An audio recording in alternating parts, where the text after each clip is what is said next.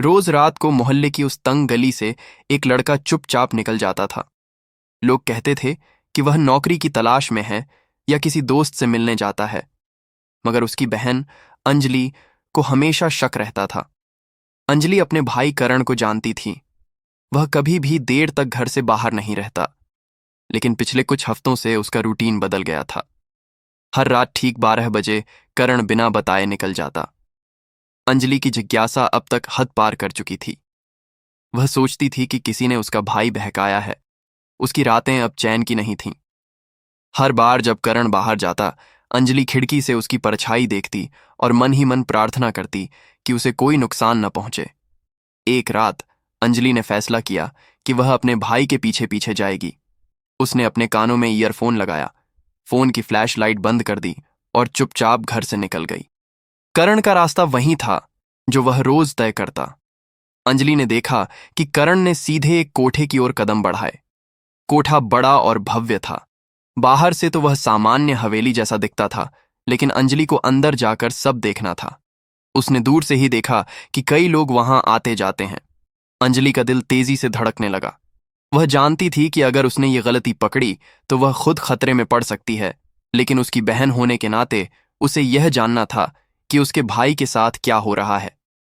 अंजलि ने धीरे धीरे कोठे की दीवार के पास छिपकर देखा। वह समझ गई कि करण वहां किसी महिला से मिलने नहीं जाता।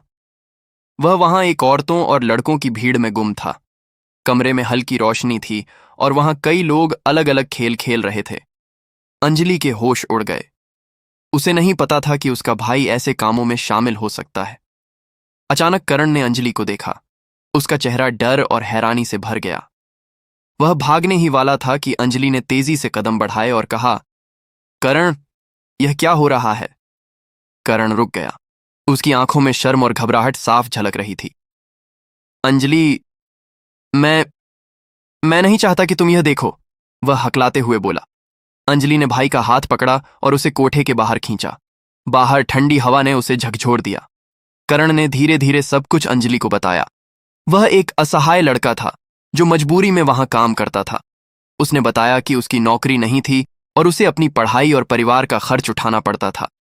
ये कोठा, ये जगह केवल एक आर्थिक सहारा थी। अंजलि की आंखों में आंसू थे। उसने अपने भाई को समझाया कि यह सही रास्ता नहीं है। दोनों ने तय किया कि अब वह रास्ता बंद कर देंगे और करण अपनी पढ़ाई और काम की तरफ ध्यान देगा। लेकिन कहानी यहीं खत्म नहीं हुई। अगले दिन अंजलि ने सोचा कि इस मामले को स्थानीय अधिकारियों तक पहुंचाना ही बेहतर होगा। उसने पुलिस को बताया और कहा कि वह इस कोठे के बारे में शिकायत करना चाहती है। पुलिस ने कोठे की जांच की और कई लड़कों और लड़कियों को वहां से बचाया। करण भी उनके साथ बाहर आया। अंजलि ने अपने भाई का हाथ मजबूती से पकड़ते हुए कहा, अब हम सही रास्ते पर हैं। करण ने सिर झुकाया और कहा, बहन, तुम्हारी वजह से मैं आजाद हुआ। मैं अब कभी भी गलत रास्ते पर नहीं जाऊंगा। समाज ने धीरे धीरे उस कोठे को बंद करवाया और वहां से कई लोगों की जान बचाई गई। अंजलि और करण का रिश्ता अब पहले से भी मजबूत हो गया। दोनों ने मिलकर तय किया कि अब वे अपने परिवार और समाज के लिए कुछ अच्छे काम करेंगे। अंजलि और करण ने शहर में फैले अवैध नेटवर्क को ध्वस्त कर दिया था, लेकिन उनका सफर यहीं खत्म नहीं हुआ था। दोनों जानते थे कि ऐसे लोग हमेशा कहीं ना कहीं सक्रिय रह सकते हैं। इसलिए उन्होंने निर्णय लिया कि वे अपनी जिंदगी को केवल अपनी भलाई के लिए नहीं, बल्कि समाज की सुरक्षा और सुधार के लिए समर्पित करेंगे। करण ने अब समाज सेवा के क्षेत्र में सक्रिय रूप से कदम बढ़ाए। उसने स्थानीय एनजीओज और सरकारी संगठनों के साथ मिलकर शिक्षा और जागरूकता के कार्यक्रम शुरू किए। बच्चों और युवाओं को पढ़ाई, खेल और नैतिक शिक्षा के माध्यम से सकारात्मक दिशा देने का काम शुरू किया। अंजलि ने भी अपने अनुभव और हिम्मत का उपयोग करते हुए महिलाओं और लड़कियों को सुरक्षा, आत्मनिर्भरता और आत्मसम्मान के बारे में प्रशिक्षित करना शुरू किया। लेकिन उनके सामने एक और चुनौती थी। कोठे और उसके नेटवर्क से जुड़े कुछ लोग अब भी जेल से बाहर आने की कोशिश कर रहे थे और अपने पुराने कारोबार को फिर से शुरू करना चाहते थे। अंजलि और करण ने समझा कि केवल जागरूकता और समाज सेवा ही पर्याप्त नहीं है। उन्हें कानूनी और प्रशासनिक मदद के साथ मिलकर इन लोगों को पूरी तरह से नष्ट करना होगा। एक दिन उन्हें सूचना मिली कि नेटवर्क के कुछ प्रमुख सदस्य शहर में फिर से सक्रिय हो रहे हैं। अंजलि ने अपने भाई से कहा, भाई, अब समय आ गया है कि हम इस लड़ाई को आखिरी रूप दें। करण ने गंभीर होकर जवाब दिया, बहन, हम तैयार हैं। इस बार हम उन्हें कहीं भी पीछे नहीं छोड़ेंगे। इसके बाद दोनों ने पुलिस, सामाजिक संगठनों और स्थानीय समुदाय के साथ मिलकर एक ठोस योजना बनाई। उन्होंने नेटवर्क के सभी संपर्कों और ठिकानों की गुप्त रूप से जांच शुरू की। कई महीने की मेहनत के बाद उन्हें सबूत और जानकारी मिल गई कि नेटवर्क किस तरह अपने अवैध कार्य को छुपाकर चला रहा था। रात के समय अंजलि और करण ने पुलिस के साथ मिलकर आखिरी और सबसे बड़ी छापेमारी की। ये छापेमारी शहर के सभी मुख्य ठिकानों पर की गई। अंजलि और करण खुद भी इस ऑपरेशन में मौजूद थे। उन्होंने देखा कि कितनी बड़ी संख्या में लोग इस अवैध कार्य में शामिल थे। छापेमारी के दौरान कई लोगों ने भागने की कोशिश की, लेकिन पुलिस और अंजलि करण की योजना इतनी सटीक थी कि कोई भी बच नहीं सका। सभी मुख्य सदस्य गिरफ्तार हुए और उनका कारोबार पूरी तरह बंद हो गया।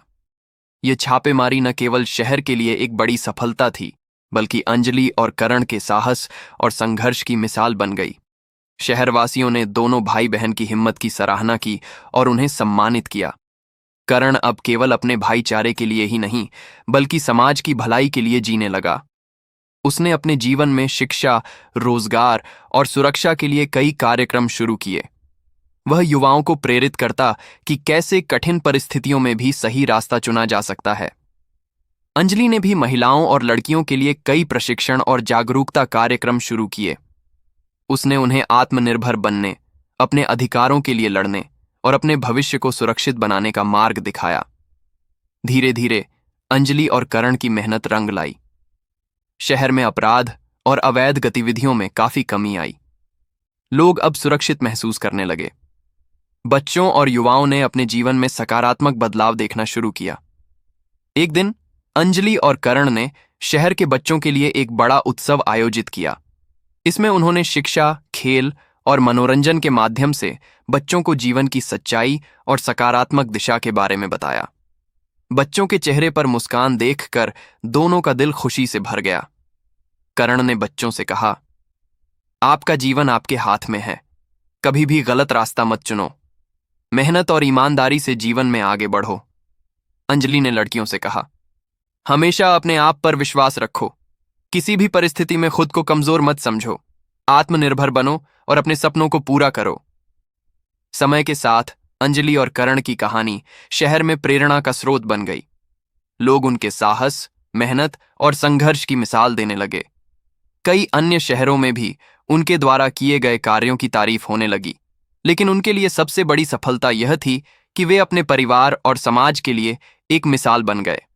उन्होंने दिखा दिया कि चाहे कितनी भी मुश्किलें आएं, साहस, हिम्मत और भाई बहन का प्यार हमेशा जीतता है। अंजलि और करण ने मिलकर तय किया कि वे अब हमेशा समाज की भलाई और सुरक्षा के लिए काम करेंगे। उन्होंने अपने जीवन में सीख लिया कि गलत रास्ता केवल क्षणिक लाभ देता है, लेकिन सही रास्ता हमेशा सम्मान, प्यार और स्थायी सफलता देता है। अंत में अंजलि और करण ने अपने अनुभव और संघर्ष की किताब लिखने का निर्णय लिया। यह किताब शहर और देश के युवाओं को प्रेरित करने के लिए थी। उन्होंने लिखा कि कैसे मुश्किल समय में भी हिम्मत नहीं हारनी चाहिए, कैसे भाई बहन का प्यार किसी भी मुश्किल को आसान बना सकता है और कैसे समाज के लिए सही रास्ता चुनना सबसे बड़ी जिम्मेदारी है। किताब प्रकाशित होने के बाद यह शहर और आसपास के इलाकों में तेजी से लोकप्रिय हो गई। युवाओं ने इसे पढ़कर प्रेरणा ली और अपने जीवन में सकारात्मक बदलाव लाना शुरू किया। करण और अंजलि अब केवल भाई बहन नहीं, बल्कि समाज के संरक्षक बन चुके थे। उनकी कहानी यह साबित कर चुकी थी कि चाहे परिस्थितियां कितनी भी कठिन क्यों न हो, साहस, मेहनत और प्यार से हर मुश्किल का सामना किया जा सकता है। इस तरह अंजलि और करण की कहानी समाप्त हुई, लेकिन उनका संदेश हमेशा जीवित रहेगा। साहस और भाई बहन का प्यार किसी भी अंधेरे को रोशनी में बदल सकता है। इससे और बेहतरीन कहानी सुनने के लिए हमारे चैनल को लाइक एंड सब्सक्राइब जरूर करें।